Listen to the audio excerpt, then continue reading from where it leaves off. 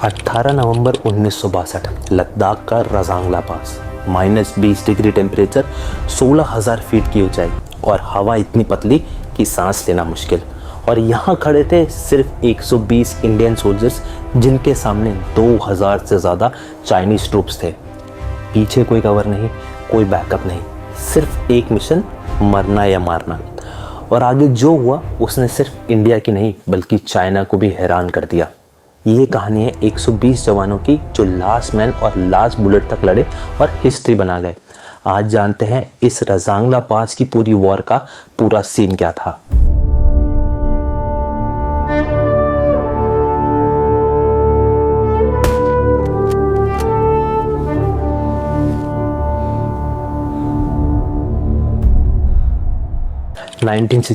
भारत और चाइना के बीच border dispute अपने पीक पर था। हिमालय की बर्फीली चोटियों में एक इनविजिबल लाइन खींची जा रही थी जिसे हम लाइन ऑफ कंट्रोल के नाम से जानते हैं। प्रॉब्लम ये थी कि दोनों देश अपनी बाउंड्री अलग अलग तरीके से डिफाइन करते थे। भारत के हिसाब से अक्साई चीन उनका हिस्सा था, लेकिन चाइना वहां पे पहले से ही एक स्ट्रैटेजिक हाईवे बना चुका था जो तिब्बत को चाइना से कनेक्ट करता था। दूसरी तरफ अरुणाचल प्रदेश, जिसे भारत अपना एक राज्य मानता है, चाइना उसे साउथ तिब्बत के नाम से क्लेम कर रहा था। इस कंफ्यूजन और टेरिटोरियल क्लेम्स के बीच टेंशन बढ़ता गया। चाइना हिंदी चीनी भाई भाई के स्लोगन के पीछे अपनी आर्मी को हिमालय के अंदर डिप्लॉय करता रहा था और भारत की फौज कम प्रिपरेशन होने के बावजूद उनसे लड़ने को मजबूर हो गई थी। लद्दाख का चुशूल सेक्टर उस वक्त सबसे स्ट्रैटेजिक माना जा रहा था। चुशूल के जरिए रास्ता सीधा खुलता था लेह का, जो लद्दाख का दिल था, और अगर ये सेक्टर गिर जाता तो पूरा लद्दाख खतरे में आ सकता था। और चुशूल की सुरक्षा के लिए एक नेचुरल फोर्ट्रेस था रजांगला पास। समुद्र तल से लगभग 16,000 फीट की ऊंचाई, पत्थरों और बर्फ से घिरा हुआ एक नेचुरल गेटवे की तरह खड़ा था। अगर रजांगला गिर जाता तो चुशूल खुल जाता, और अगर चुशूल खुल जाता तो लेह और पूरा लद्दाख चाइना के कदमों में आ सकता था। इस आयरन गेट रजांगला की रक्षा का जिम्मा दिया गया था चार्ली कंपनी को, जो 13 कमाओ रेजिमेंट का एक हिस्सा थी। उनकी स्ट्रेंथ बस 120 जवान, एक छोटी सी टीम जो एक पहाड़ के किले के बराबर दिखने वाले बैटलफील्ड पर तैनात थी। उनके लीडर थे मेजर शैतान सिंह भाटी, जो राजस्थान के गांव के एक फौजी ऑफिसर थे। ये अपनी फियर्स लीडरशिप, काम डिसीजन मेकिंग और नेवर बैक डाउन एटीट्यूड के लिए मशहूर थे। उनका नाम सुनकर ही सोल्जर्स में हिम्मत आ जाती थी। उनके साथ ज़्यादातर लड़ने वाले लोग अहीर कम्युनिटी के जवान थे, हरियाणा के गांव के मजबूत लंबी कद के किसान पुत्र। ये लड़के खेतों से निकले थे, लेकिन इनकी रूह में एक अलग सा ही जुनून था। ठंड, भूख, बर्फ की आंधियाँ, ये सब उनके लिए कुछ नया नहीं था। गांव के सख्त जीवन ने उन्हें पहले से ही एक सोल्जर बना दिया था। बस 120 जवान और उनके सामने खड़ा था पूरा एक चाइनीज बटालियन। लेकिन चार्ली कंपनी के लिए ये सिर्फ एक ड्यूटी नहीं थी, ये अपनी मिट्टी, अपने देश के लिए अंतिम सांस तक लड़ने का एक वादा था। प्रॉब्लम ये थी कि रजांगला का टेरेन एक सोल्जर का नाइटमेयर था। कोई कवर नहीं, बस खुला मैदान और पत्थर। एनिमी को आने से रोकने के लिए सिर्फ एक ही चीज़ थी, वो थी जवानों की हिम्मत। चार्ली कंपनी के पास बेसिक राइफल्स थी, लाइट मशीन गन थी और बहुत ही लिमिटेड एमो था।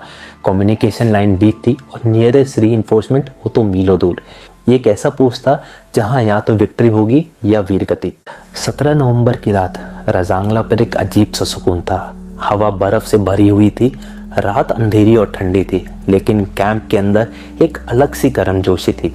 मेजर शैतान सिंह अपने सोल्जर्स के टेंट के बीच घूम रहे थे। हर एक जवान को मिलकर उनके हालात पूछ रहे थे, किसी के कंधे पर हाथ रख के उसे हिम्मत दे रहे थे और किसी को सिर्फ अपनी मुस्कान से रीअश्योरेंस दे रहे थे। उनका स्टाइल ऐसे ही था, एक लीडर जो सिर्फ ऑर्डर नहीं देता था बल्कि अपनी प्रेजेंस से कॉन्फिडेंस इंजेक्ट करता था। कुछ जवान अपनी थकान भुलाने के लिए चाय बना रहे थे और गर्म चाय की खुशबू बर्फीली हवा में घूम रही थी। दूसरे जवान एक देसी सॉन्ग गा रहे थे, हल्की सी धुन जो कैंप के अंदर एक इमोशनल वार्मथ ला रही थी। सबको अंदाजा था कि कल कुछ होने वाला है, एक क्लैश तय है, पर किस स्केल का होगा, कितनी बड़ी लड़ाई उनके सामने होगी, ये किसी को नहीं पता था। वो अनसर्टेनिटी हवा में फैली हुई थी, जैसे तूफान के आने से पहले की खामोशी। 18 नवंबर सुबह 5 बजे रजांगला के बर्फ से ढके हुए मैदान पर एक अजीब सी हरकत महसूस हुई। बर्फ के नीचे जैसे परछाइयाँ हिल रही हैं और धीरे धीरे वो परछाइयाँ साफ होने लगी। ये चाइनीज़ आर्मी के पहली वेव के सोल्जर्स थे, तकरीबन 350 फुल्ली आर्म ट्रूप्स जो बर्फीली हवा और अंधेरे का कवर लेकर छुपते छुपाते आगे बढ़ रहे थे। मेजर शैतान सिंह ने अपने जवानों को काम रखा। उन्हें ऑर्डर दिया कि गोली तब चलाना जब दुश्मन बिल्कुल नज़दीक आ जाए। हर गोली की एक कीमत है। सबके हाथ राइफल पर थे, उनकी उंगलियां ट्रिगर पर। सांस तेज हो रही थी, पर कोई भी जल्दबाजी नहीं कर सकते थे। एनिमी और करीब आता गया, 200 मीटर, 150 मीटर और फिर सिर्फ 90 मीटर। और जैसे ही वो थ्रेशोल्ड क्रॉस हुआ, एकदम से रजांगला गूंज उठा। मशीन गन, राइफल और मोटार की गड़गड़ाहट से पूरा पहाड़ हिल उठा। बर्फ की सफेद चादर पर पहली बार लाल रंग बिखरना शुरू हुआ। कुमाऊं रेजिमेंट के जवानों ने एक के बाद एक फायर किया। पॉइंट ब्लैंक रेंज पर गोली लगते ही चाइनीज सोल्जर बर्फ पर गिरते गए। पहली वेव, पूरे 350 सोल्जर पूरी तरह खत्म हो गए। एक भी सोल्जर लाइन तोड़कर आगे नहीं बढ़ सका। लेकिन ये तो बस शुरुआत थी। कुछ देर बाद दूसरी वेव आई। 400 से ज़्यादा चाइनीज सोल्जर आए, और इस बार मोटार और ग्रेनेड्स के साथ। चार्ली कंपनी ने डिफेंसिव फायर शुरू किया, पर अब उनकी पोजीशन पर कॉन्टिन्यूस बॉम्बार्डमेंट हो रहा था। पर फिर भी हर एक फोर्स ने अपना ग्राउंड होल्ड किया। एनिमीज को हर एंगल से लॉस हो रहा था। तीसरी वेव सबसे खतरनाक थी। 600 से ज़्यादा पीएलए सोल्जर्स ने रजांगला को चारों तरफ से घेर लिया था। हर तरफ से गोलियां और ग्रेनेड बरस रहे थे। चार्ली कंपनी के पास एमओ भी खत्म हो रहा था, और जब गोलियां खत्म हुई तब जवानों ने बंदूक के आगे लगने वाली छुरी, राइफल बट और पत्थर से लड़ना चालू किया। कुछ बंकर्स में 3 जवान एक साथ अपनी लास्ट बुलेट फायर कर शहीद हो गए, पर किसी ने भी अपनी पोस्ट नहीं छोड़ी। हर बंकर एक फाइनल स्टैंड बन चुका था। Major Shaitan Singh enemy fire से घायल हुए। 2 जवान उन्हें पीछे ले जा रहे थे, पर उन्होंने कहा, मुझे यहीं छोड़ दो, पर अपनी पोजीशन मत छोड़ो। उन्होंने अपने सोल्जर्स को कवर देने के लिए अपनी जान दे दी। उनकी फ्रोजन बॉडी बाद में एक बोल्डर के पीछे मिली, बिल्कुल रेडी पोजीशन में राइफल के साथ। जब धूल हटी तो चार्ली कंपनी के 120 में से 114 जवान शहीद हो चुके थे। बचे सिर्फ 6, जिनमें से एक हेडक्वार्टर पहुंचकर पूरी बैटल की रिपोर्ट दे रहा था। इंडियन एस्टीमेट के हिसाब से चाइनीज साइड पर लगभग 1300 से ऊपर कैजुअलिटीज थी।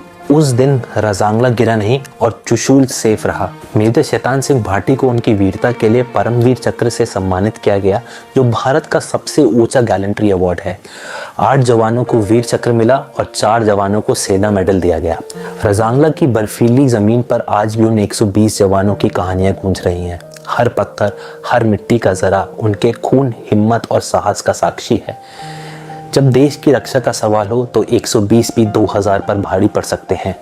रजांगला के शहीदों ने दिखाया कि देशभक्ति और हिम्मत के सामने कोई फौज कितनी भी बड़ी क्यों ना हो, झुक सकती है। कमेंट करके ज़रूर बताइएगा कि ये कहानी आपको कैसी लगी और आगे किस टॉपिक पर आप वीडियो देखना चाहते हैं। सीन के आथा को सब्सक्राइब करना मत भूलिएगा। मिलते हैं आपसे अगली वीडियो में। भारत माता की जय।